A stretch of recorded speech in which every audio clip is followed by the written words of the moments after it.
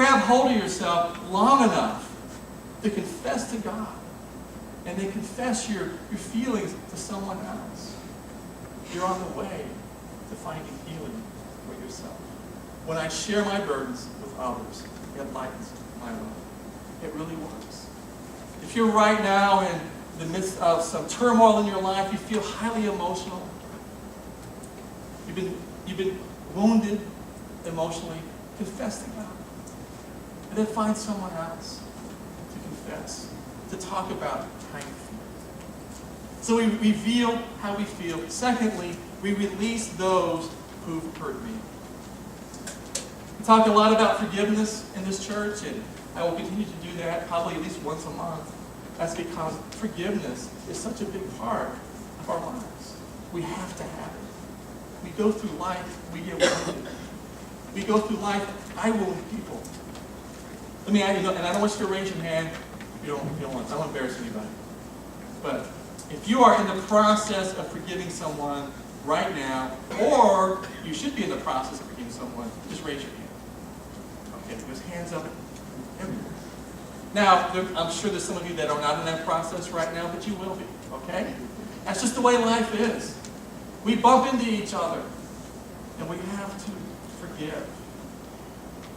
If we harbor resentment in our heart, we will never find healing. We have to release, for our own sake, release the right to get even. The fact is, I only have so much emotional energy.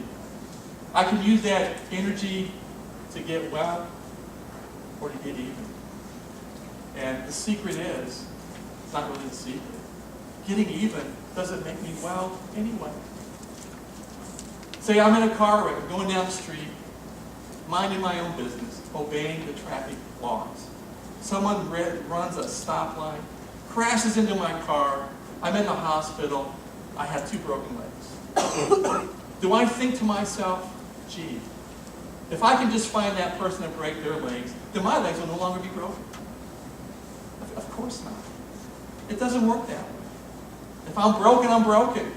I need to go through healing. Somehow, I can't think that if I hurt that person, then my leg will no longer be broken. But we can think that way, emotionally. We can think that somehow, if I get even with that person, then I will be okay. And then I'm going to feel better. And it doesn't really work that way. It doesn't work that way at all. Now, let's be honest, how many of you like those movies where the hero or the main character, in some way, he's harmed, or one of his family members are harmed, and he goes on this rampage of vengeance? You know, like Steven Seagal. My wife has both hands up. I was going to say, if you don't raise your hands, I'm not worthy to be your pastor. Anybody see the movie Man on Fire? With Denzel Washington? Man, he's my favorite actor. He's intense. You know, he has this little girl that he's watching over, and they become the best of friends, you know, and here's this big old Denzel, this little 6-year-old girl, they're buddies, and she gets kidnapped. You don't do that to Denzel's friend. So he goes out there, and he's breaking fingers, cutting off fingers, he's putting dynamite in places you shouldn't be putting dynamite. You know? Those that saw the movie, you know what I'm talking about.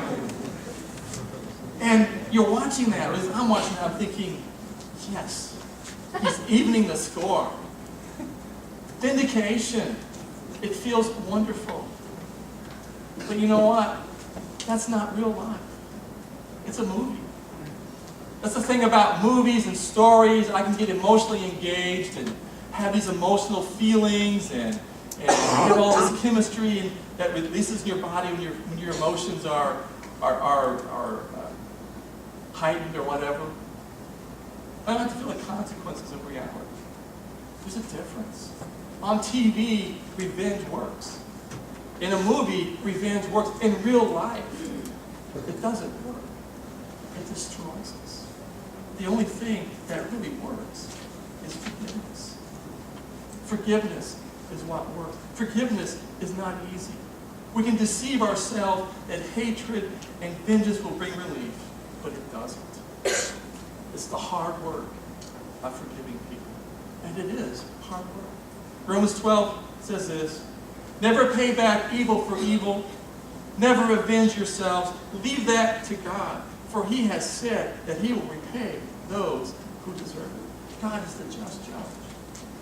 And as we are dealing with our emotional hurts and pains, the people that have hurt us, we have to realize that God saw that.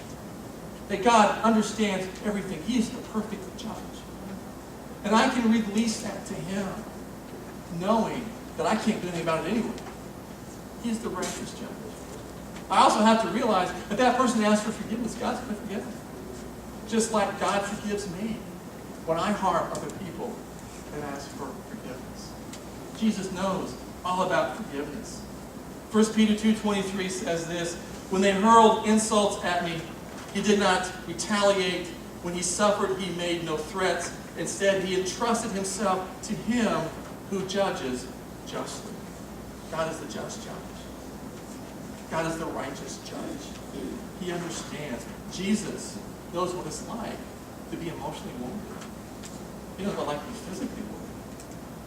Not only was he crucified, he was betrayed. He underwent incredible injustice. And he did not retaliate. He could have done what Denzel Washington did times 10. But he didn't. He asked for God to forgive him. And he entrusted himself. Entrusted his vindication and so forth, everything to God. And that's what he's asking us to do. So as we're on this process of God healing our deepest hidden wounds, we have to reveal our hurts. Secondly, we release those who have hurt us. And then thirdly, we refocus on the future. Refocus on the future.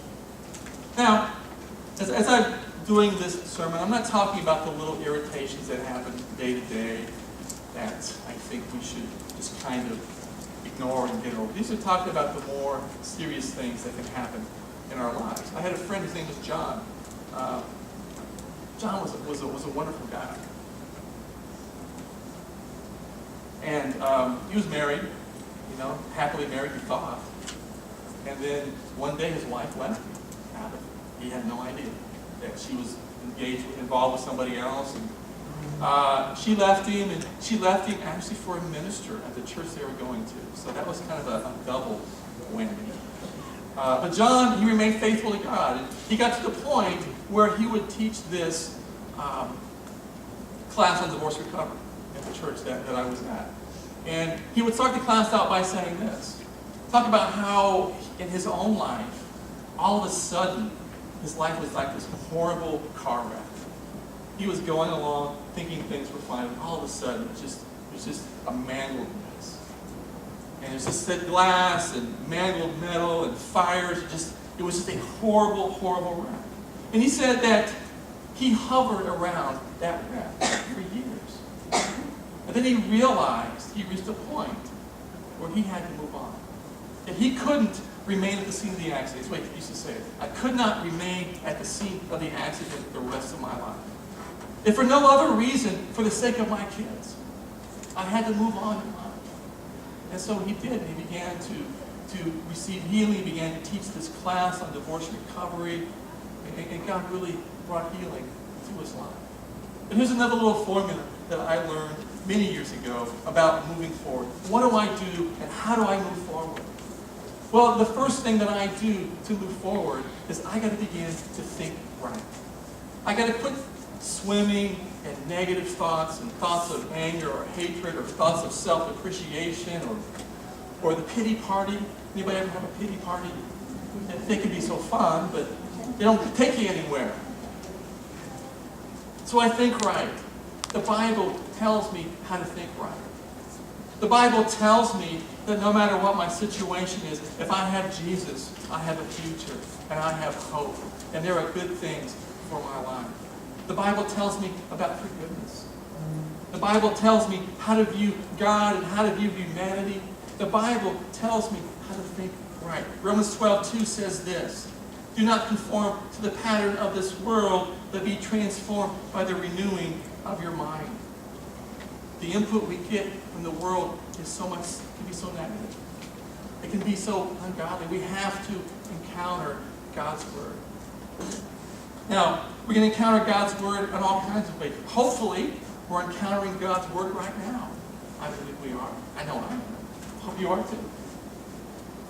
But we have to encounter it every day. It doesn't mean I have to get up 2 hours early and read 3 books of the Bible. There's a couple of websites I have in your notes on the PowerPoint there. One of them's called BibleGateway.com. Bible Gateway is the coolest Bible website I've ever seen. Anybody ever been to BibleGateway.com? Yeah. I mean, they've got all these versions, and they have a verse of the day every day. If you just can get up 3 minutes early, go to the verse of the day, it takes you a minute to read it, and then think about it for 2 minutes. That's you're heading in the right direction. Encounter God's Word. If you don't like to read, the other website out there, it's called ESV Audio Bible, it's the English Standard Version. You can download the entire Bible for free on your MP3 player. You can listen to it on your way to work, you can listen to it in your headphones, listen to it at home. Encounter God's Word. Find different ways, be creative. I had a friend in Bible college, his name was Herbert. Herbert was a little strange, but Herbert loved God. And if he got in his car, this was before Post-it notes. Or if they did have Post-it notes, I didn't know about them. Anyway, he'd have these little scraps of paper. And he'd have Bible verses written on it. He'd have them taped all over his car, inside. So like all over his dashboard, all around his windshield, and everywhere. He had like 40 verses in his car. And he just said, he said, I'm a sinner, and I need God's Word in front of me. So he just, I hope he wasn't watching the road too. But he's, just encounter God's Word. Buy a coffee cup with a verse on it. I don't know, put a plaque on your wall. Find God's Word. Find ways to encounter God's Word. It'll change the way that you think. Encounter God's Word. So I think right, and then I act right. I do what God's Word tells me to do. Now maybe I have to confess to God, say, Lord, this person hurt me. I feel like strangling them. That's okay. But I'm not going to, because your Word said I'm supposed to love my enemy. So help me to find a way